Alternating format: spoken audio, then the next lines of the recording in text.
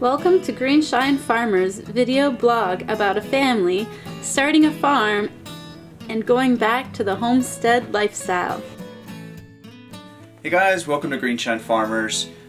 We just got back from New Orleans. We went down there for Christmas and then the New Year's, and while we were away I kind of got some time to sit back and reflect on things. And we've got some new things coming. We've got a new child on the way due this month. And so I'm kind of trying to think ahead of how we're going to manage everything on the farm.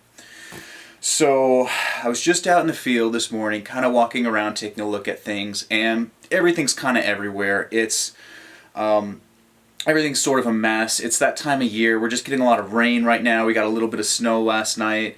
So everything's really mucky, and I'm looking at our beds, and I've noticed that there's certain beds that just don't ever really produce very well.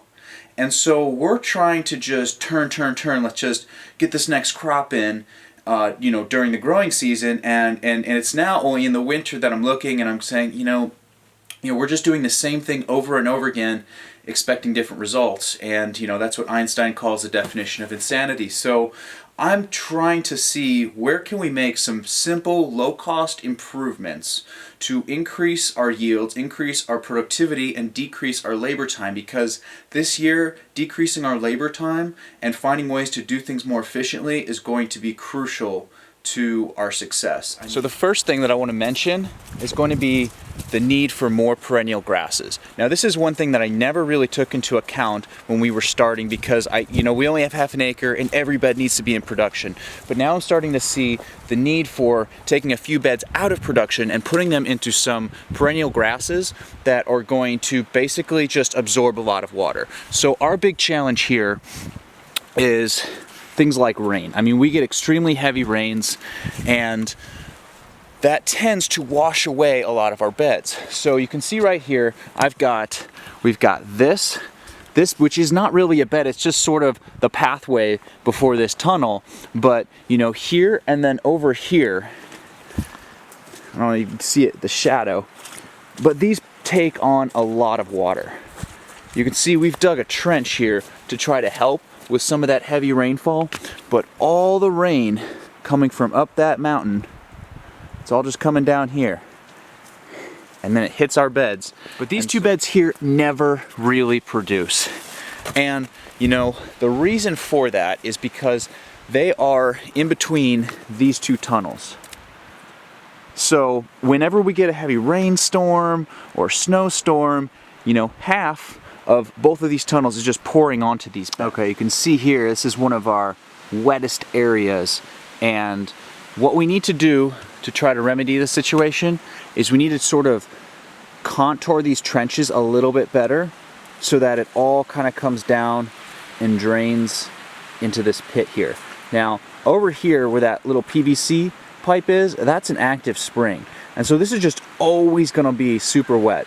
So what we need to do is actually put in a French drain with some gravel so that everything can just kind of come down the pathways and drain down into the creek. And another thing I should mention while we're down here is that we have never really grown anything in these beds. This is the roughest part on our plot. I mean, this soil was literally gray when we started working it, and it's only through just dumping our micro trays. Every time we'd crop out a bed, we'd take all the refuse from the last crop and we kind of dump it here and really try to build up the soil. It still needs a lot of work, but I mean, you guys should have seen it just at the beginning of last year. It was literally just gray. And so now we're actually getting, it's still very clayey, but we're actually getting somewhat of a soil structure.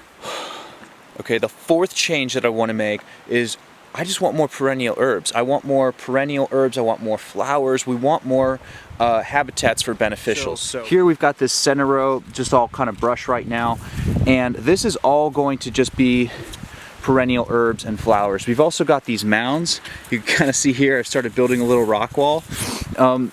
We are just going to plant these with habitats for things like monarch butterflies and honeybees and ladybugs and all kinds of good things that can really just help increase our biodiversity and just give us an overall healthier ecosystem. Okay, now the fifth change that I want to make this year really has nothing to do with increasing productivity or efficiency, but really more to, I guess, just making me feel better about, you know, our whole operation. So we keep rabbits for meat, as some of you guys know. You've seen our other videos.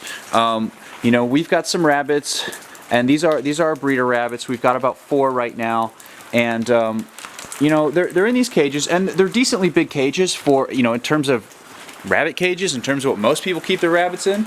But I would like to give them something better, and so I've been kind of thinking on this for a while and thinking, how can we give them more area to roam around? We do put them in the tractors, you know, during the warmer months, and let them kind of graze on fresh grass. But I would like an even better option, especially for our breeder rabbits. And so we've got back here behind the barn, we've got all this space, and we've got all this. This is actually rabbit fencing, and we've got all this material in the barn to build a little rabbit run. So what we're going to be doing is we're actually going to be fencing an area maybe out to about here, and we're going to be splitting it up so that we can keep our males and females, you know, separate, because that's important. And we're also going to have an area for them to kind of duck in to the barn and have an enclosed area that only they can fit through, you know, to keep them safe from predators. And then over here we've got this old chicken coop that, you know, didn't really work too well for the chickens, but I'm thinking we could repurpose it for the rabbits and move it kind of into the barn so they can have a little nook inside. Okay, now the last change that I want to make has to do with this high tunnel here, which is typically our nursery high tunnel. You can see we do our seating over here on this table, and then we've got some pallets up on cinder blocks, and then further down way there at the end where that loose bunny is our wash station.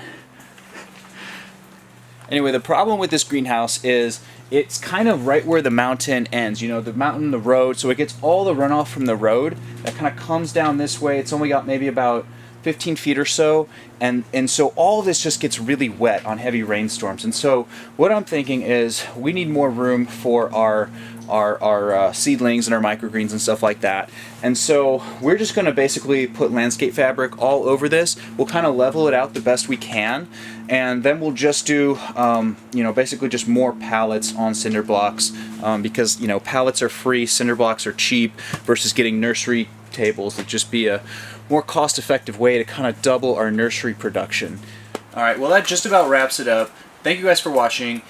Leave a comment down below and let us know what you're doing for the 2020 season on your farm or your homestead to kind of just make things a little bit more efficient. You know, that's really the name of the game, especially on a small acreage.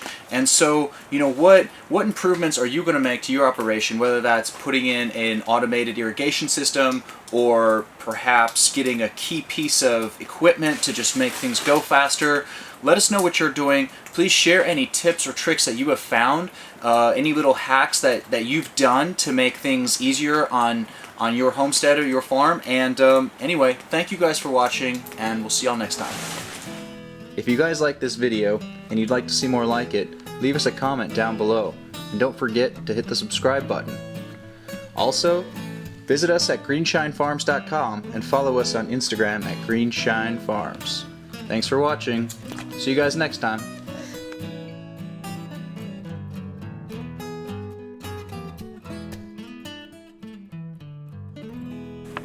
We grow the best greens. Just ask our little friend here.